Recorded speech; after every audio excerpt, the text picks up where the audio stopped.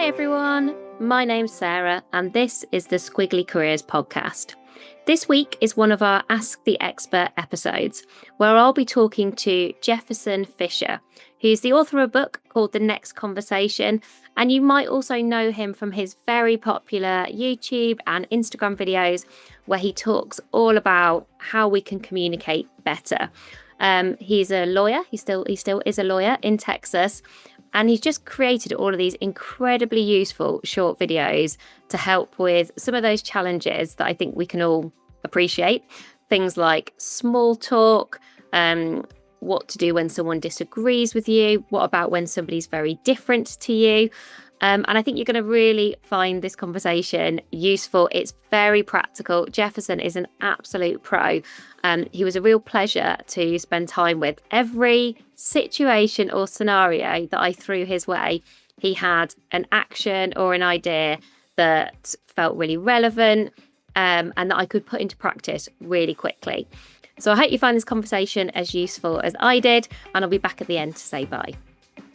So Jefferson, thank you so much for joining us on the Squiggly Careers podcast. I'm really looking forward to our conversation today. Thank you so much for having me. I'm honored to be here. We are going to dive straight in with some common situations that I think lots of our listeners will recognise and probably need some help with.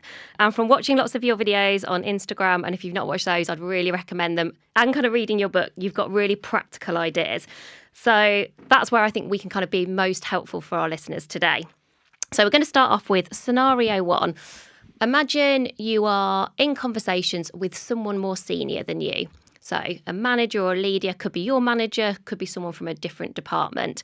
And you are trying really hard to be assertive, to share your thoughts and your point of view and your perspective, but you're getting interrupted.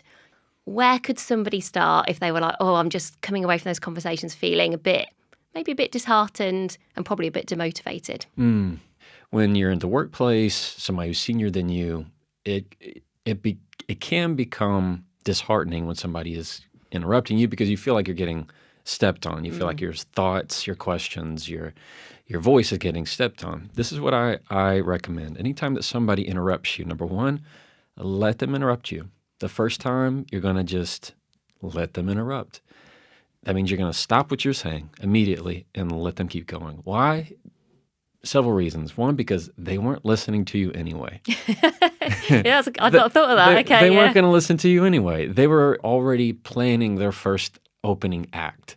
So just let it go. Pop the seal, let them talk. Eventually, they're going to stop.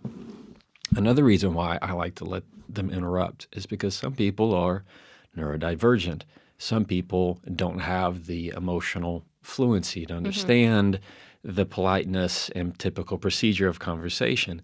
And so when you can give just a little bit of grace for somebody who possibly can't help but interrupt or have to get that thought out or they're going to lose it, it's going to be a whole lot better because we've seen the downside of it when somebody interrupts you and you might have this snarky reply where you're going, "Excuse me, I'm still talking." Yeah. What does everybody do? They go, whoa, okay, go ahead. Oh, all right, excuse me, somebody's got something to say. Yeah. And all of the spotlight kind of goes on you because it feels very desperate. Like, you're, no, I'm the one who's talking. I'm the one that has control. And typically, it's not a very good look. So let them talk the first time. Number two, if they interrupt again, meaning you're going to continue, as soon as they're done talking, you're going to pick back up exactly where you left off. Keep on talking, and that's going to signal to them that they're already interrupting. If they do again, what I want you to use is first their name. Okay. Use their name. Why? Because names get people's attention. There's not a greater word in the universe to them than the sound of their own name. So whenever you can use their name and use this phrase, say, "I can't hear you when you interrupt me. I can't hear you when you interrupt me." So if you're talking to somebody and it's Greg, I don't know, that sounds like a very UK name. I don't know. Let's go with Greg. I like it. Yeah, and you say, "Greg, I can't hear you when you interrupt me." And if that feels too direct, say, I lose my train of thought. Yeah, I think I couldn't do number one. Yeah. I'd find number one too direct Exactly. for my own personality. Yeah, and that's, I could do number two. Right, there you go. So you could even, well, it's important to use their name. Yeah. Greg, I can't hear you. I'm starting to lose my train of thought. Yeah. That kind of thing sounds a little bit softer. Yeah. So I'm having and we'll talk about this, kind of the engagement of very direct versus more of the indirect, very polite, subtle, softer side. Each one has their strengths. And then 3, let's say they continually interrupt. They're not at all interested in this conversation. One very easy, simple solution to that is ask the question, is this a conversation? Is this a conversation? That typically will relay to them that I'm not engaging in this. I'm just listening here. You're just attending a lecture if they're the ones going to be talking all of the time. And now you go, well, that feels a little bit too direct for me, Jefferson. It has a lot to do with your tone. If you get in the habit of turning your statements into questions, that goes a lot softer. It doesn't feel nearly as direct. Instead of I guess my opinion's not helpful. Instead of that's very direct.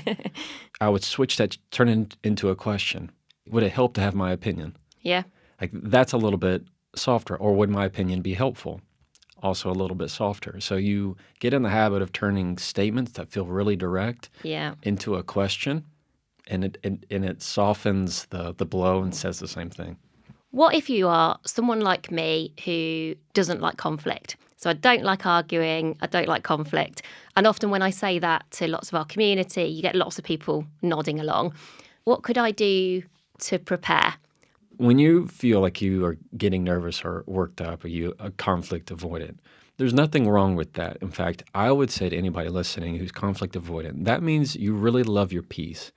And that's a good sign. If you're hearing that, that's a strength. Congratulations. You have some emotional intelligence there. Number 2, if you want to feel less nervous, a lot of it has to do with your breath. When you're listening to conflict, a lot of the times you will hold your breath. When you are in conflict, you will hold your breath. Probably even right now, us talking without thinking, we will hold our breath. Why? Because our body is getting us ready for the fight or flight. We are feeling the tension in our muscles. That's why we might clench our fists, or we might clench our jaw in some way, because our body's going, I don't know what's happening, but I need to protect myself in some way.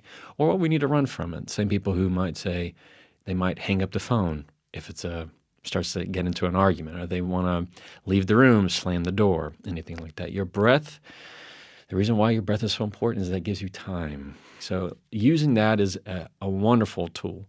3, when it comes to being able to avoid the conflict, there's nothing wrong with avoiding the conflict. What you need to think in your mind is, what is the takeaway and what's my value that I'm here? If they don't match with where you're at, then you know that you're not in the right spot. And then you feel free, guilt-free to leave that conflict. You might be in a conflict and all of a sudden you feel incredibly uncomfortable. Most of the time, it's because 1, you don't know the takeaway. What's the point? Why are we talking about this?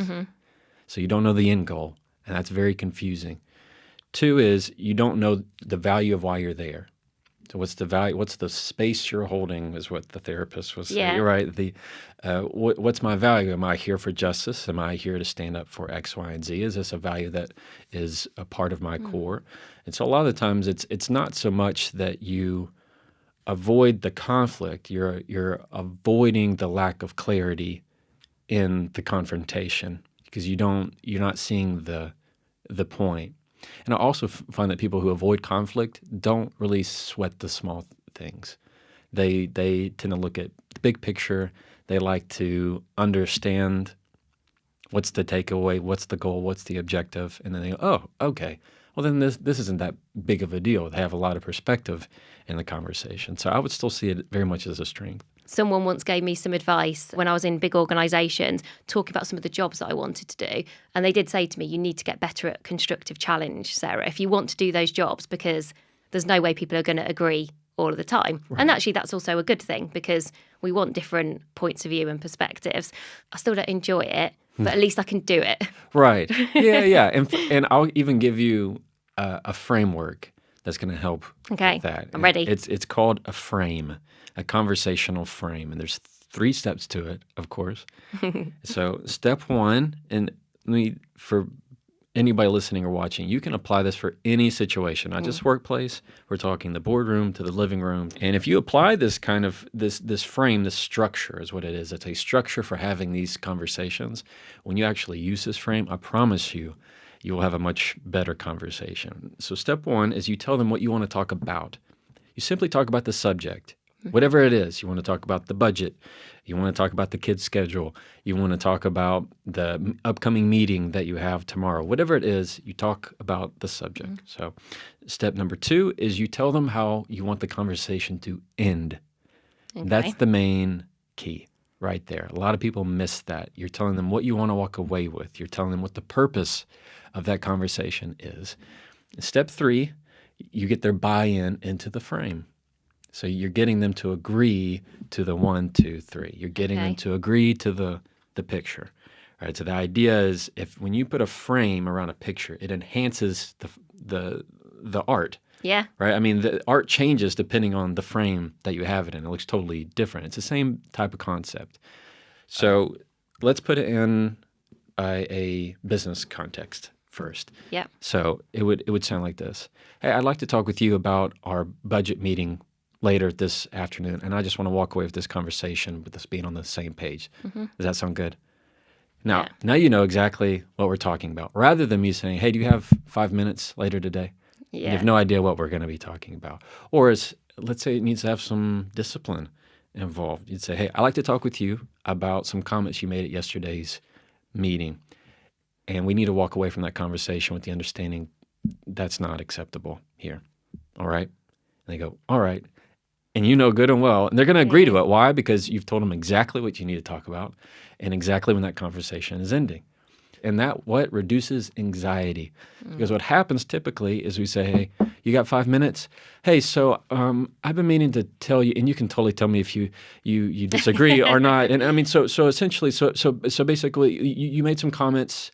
Yesterday's meeting when you had the thing, and it just dissolves. And people are going, what are you talking about?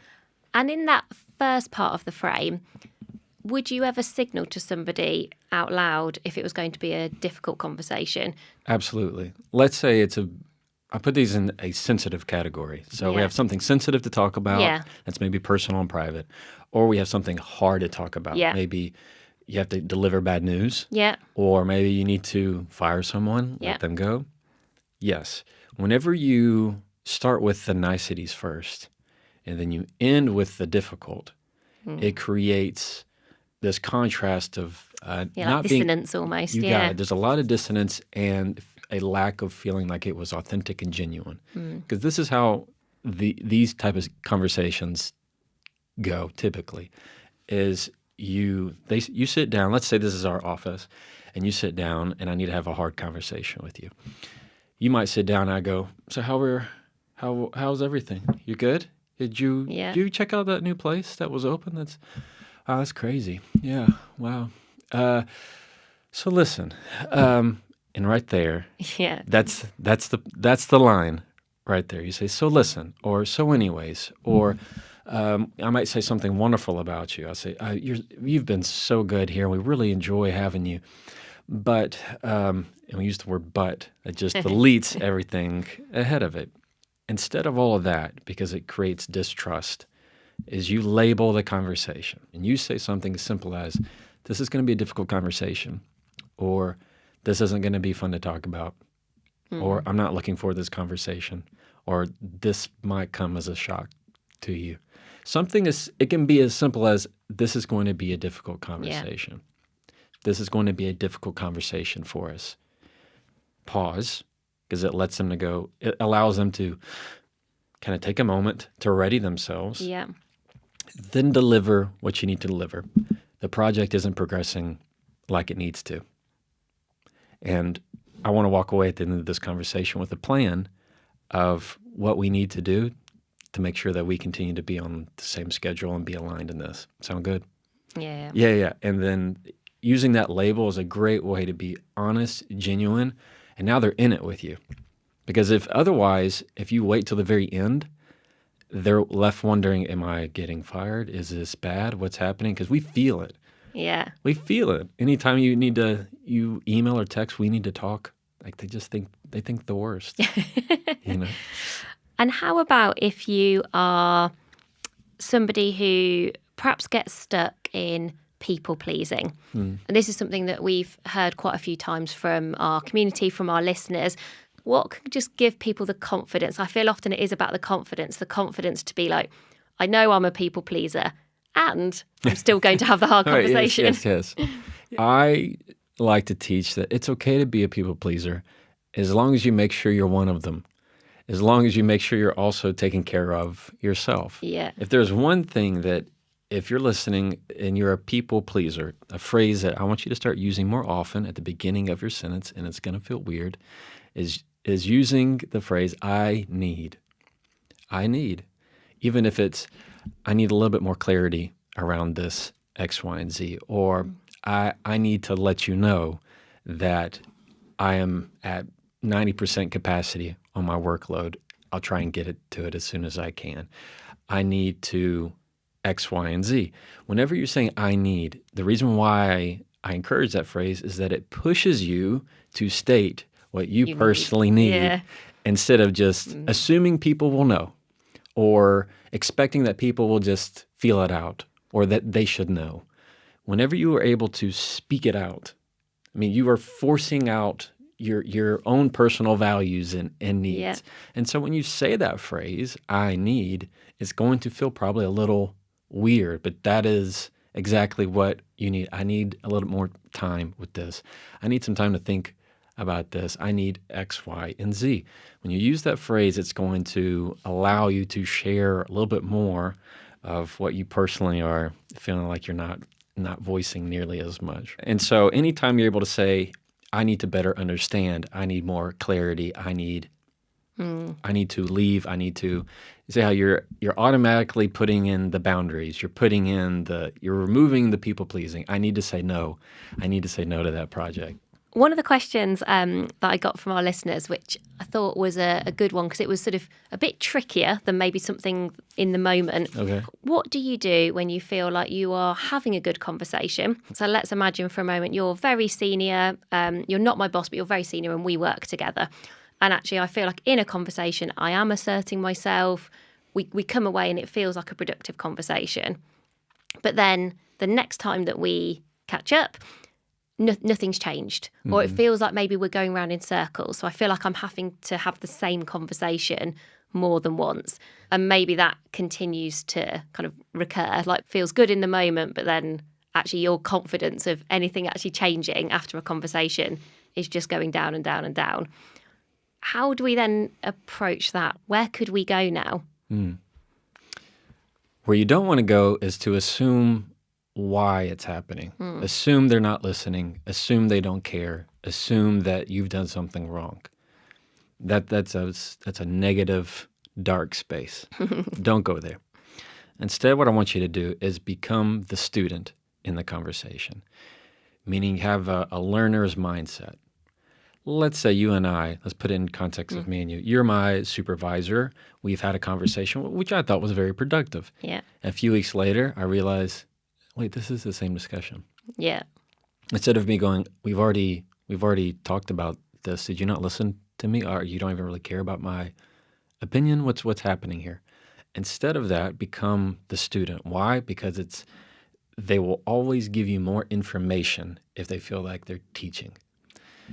And strategically. So instead, I would come to you and say, help me understand, or I need your help. I need your help understanding something.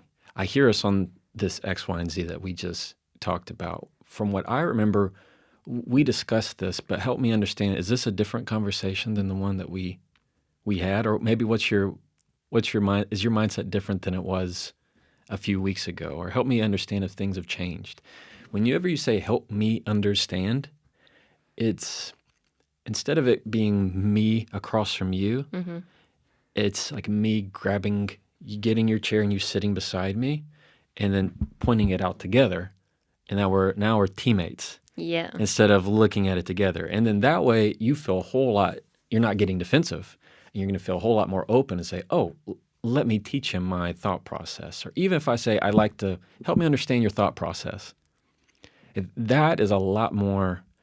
I'm picking up the vibe of we like indirect, a little bit more indirect, softer Me personally, communication. but not everyone listening. Not everyone. Yeah. And there's nothing wrong with that. If you're interested in their thought process and your understanding, you're interested in learning. I like to learn where your head is here. I like to learn what your thought process is on this conversation compared to last week's conversation. You see how I'm not trying to push blame of, I don't know why we're talking about this because we talked about this last week.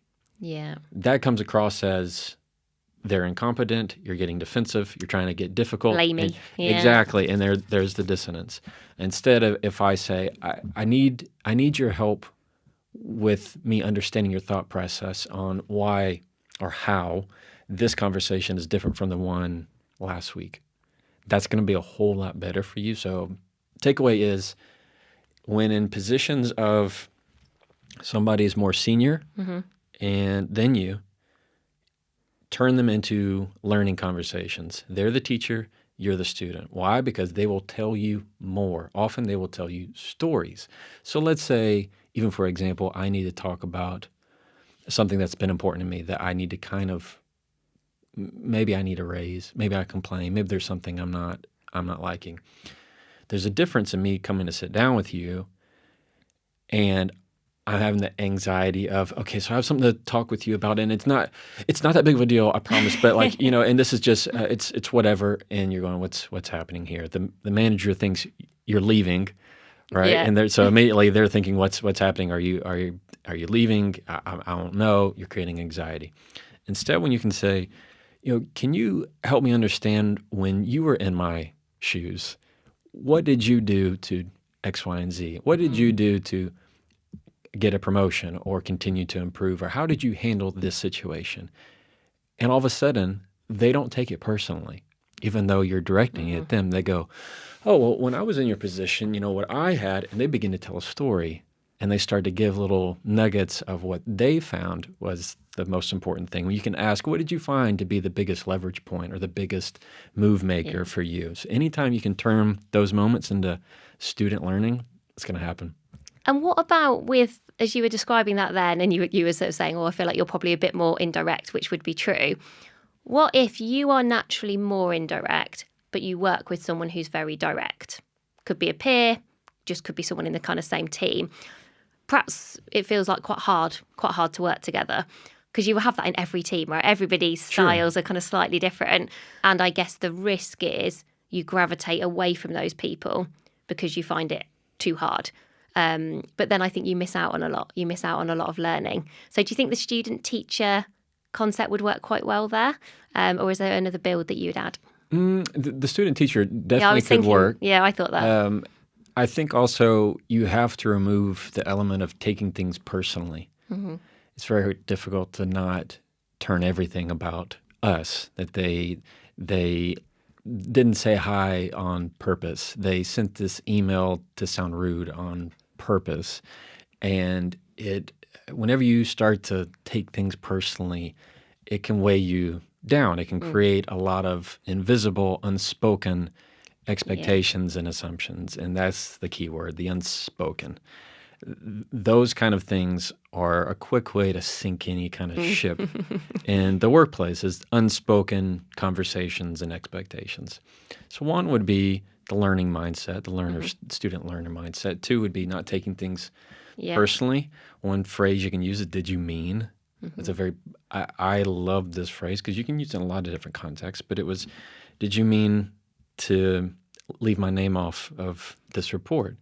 Did you mean for that to sound short? When you ever say, did you mean, it's giving them the chance to clarify what they said. Three is to recognize that each has their strength. I find that people that tend to be indirect in their conversations are much more emotionally intelligent. They pay attention more to the soft skills, the soft cues. They're more in tune with the energy and frequency of the room than people who, let's say, might be a little bit more confident, a little bit more assured of themselves. That assurance can sometimes blind them to the frequency of feelings of other people. It is necessary. There's a reason why your eyes work differently than your hands. They don't take it personally. It's just they have different skill sets. So see it as it's more complementary than anything rather than contrasting. I remember really wishing that I had done the did you mean when I worked with somebody who was very direct, and I found it really hard, and I started to definitely take it personally. You know, like the amount of headspace that it took up for me. I would be thinking, I don't think I was thinking, did he mean? I was thinking he did mean. You know, I'd convince myself. And then he offered me a job. He was like, I'd love you to come and work in our team. I think you're brilliant. And I you know, when you were like, sitting there just being like, I thought you hated me. Yeah. I don't think actually he thought about me at all. So I think that's what I actually learned almost from that conversation was I don't think I took up any of his headspace other than she does the job that she does. He didn't give it a second of thought. No. Yeah. And I had a bit of a reframe, and you talk about reframing and like reversing triggers and stuff in the book, which I found really interesting. I had a important reframe just in my head that went from when people are different, I think I was saying different equals difficult. So I was like labeling people as like they're different to me and different equals difficult, whereas actually then I just went, oh, they're just different to me. Right. So I sometimes think perhaps for people listening, maybe kind of notice what you say to yourself that might stop you from having really kind of assertive and like productive conversations, because some of that noticing for me made a really big difference. Yeah, I love that. That's well said. I really like that. Yeah, I think that there's this whole thought of when people come to me and they say, I have a really difficult conversation coming up, usually the first question I ask is, what makes it difficult? Yeah. And they go, well, and they have a kind of a hard time articulating it. Well, maybe is it the topic that's difficult? Well, what makes it difficult? And it's usually just the label they've placed on it. They've just chosen to see it as difficult. The topic itself in a vacuum is not difficult. The person on the other end is not necessarily difficult. It's just there's that sense of uncomfortableness that they have, that they've decided that it's already going to be difficult. Whenever you can use easy, nice, lighthearted, quick, casual, you use a different word other than difficult, and you label it, it naturally makes it feel exactly as you've labeled it instead of difficult. From all of the videos that you've done and from the process of kind of writing the book, what are the kind of one or two ideas that really stand out from all the conversations that you've had that people keep coming back to? There's one phrase that I have found people get a lot of value out of, and it's a phrase that's going to help you in disagreements with people. And it's a phrase that's going to remove the defensiveness and going to open up more conversation. And this is the phrase: I see things differently. Instead of saying I disagree, I don't agree. Yeah, I don't think I've ever said that out loud. Yeah, probably, maybe so. Anytime you say that, most people, they get very defensive, or it feels very uncomfortable to them. It feels too much. Typically because you're arguing the point. If you say, I see things differently, then you are talking about your perspective. And maybe you've told me something and I don't really agree with it. Somebody who's indirect might go, well, I mean, that's one way of looking at it, perhaps, maybe. I mean, yes, that is something. Or somebody who's very strong say, no, I don't agree with that. No, I think that's totally wrong. Either one causes a little bit of dissonance. But if I go to perspective, I talk about what I see, what I look at, what I view, using perspective framing words, nobody gets defensive. So if I say, I see things differently, or I take another approach, or I have a different perspective, or I look at it another way, then it becomes a lot more inquisitive over how are you seeing it over there? I wonder what's going on. Another mindset that anybody listening can apply to any conversation that they have, it's this: have something to learn, not something to prove. When we get into conversations, we often feel like we have to prove our point. They have to understand us. They have to take in exactly what we say. Instead, have that learning mindset. Instead of going, I can't believe they're not agreeing with me. No, they need to understand this. It's more of a question of, I wonder why they said that. I wonder where that's coming from. I wonder why he or she responded that way.